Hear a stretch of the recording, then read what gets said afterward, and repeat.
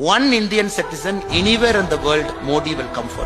Data entry job அப்படின்னு சொல்லிட்டு அந்த கண்ட்ரிக்கு கூட்டிட்டு போய் கஸ்டமர்ஸ் பிடிக்கணும், கஸ்டமர்ஸை வந்து ட்ரேட் பண்ண வைக்கணும். நீ ட்ரேட் பண்ண மட்டும்தான் உனக்கு சேலரி, அப்படி இல்லைன்னா உனக்கு சேலரி கிடையாது, கரெக்டான டைமிங்க்கு ஃபுட்டு கிடையாது. நான் ஒர்க் பண்ண மாட்டேன், என்னால் முடியல அப்படின்னு சொன்னோன்னா நம்மளை வந்து ஷாக் பண்றது, எலக்ட்ரிக் ஷாக் பண்றது.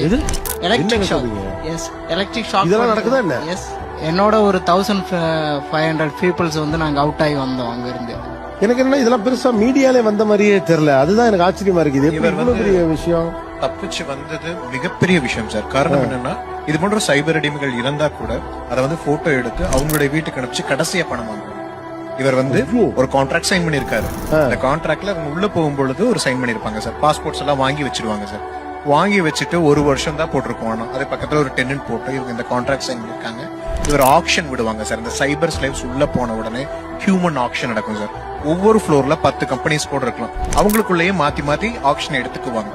இதுக்கு இந்திய அரசாங்கம் தான் சார் மிகப்பெரிய ஒரு துரிதமான நடவடிக்கை எடுத்திருக்கு. டூரிஸ்ட் விசால போய் சவுத் ஈஸ்ட் ஏஷியன் கண்ட்ரிஸ்குள்ள போய் திரும்பி வராம இருக்கக்கூடிய ஆட்களுடைய லிஸ்டை எடுத்து, ஏன்னா இவங்க கிட்ட இருந்து கம்யூனிகேஷன் வர்றதில்ல சார்.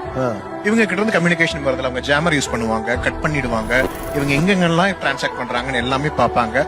ஒரு மெசேஜ் இவங்க வீட்டுக்கு அனுப்பிச்சதோ இல்ல எதுக்கு அனுப்பிச்சது தெரிஞ்சாலும் எலக்ட்ரிக் பேட்டர்ஸ் யூஸ் பண்ணி நிறைய நேரத்தை போயிடுவாங்க.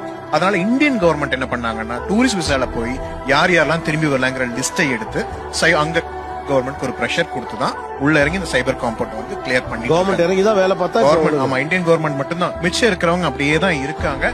இந்தியன் கவர்மெண்ட் மட்டும்தான் இதை எடுத்து வந்திருக்காங்க. இது வரைக்கும் இன்னும் 5000 பேர் இருக்காங்க.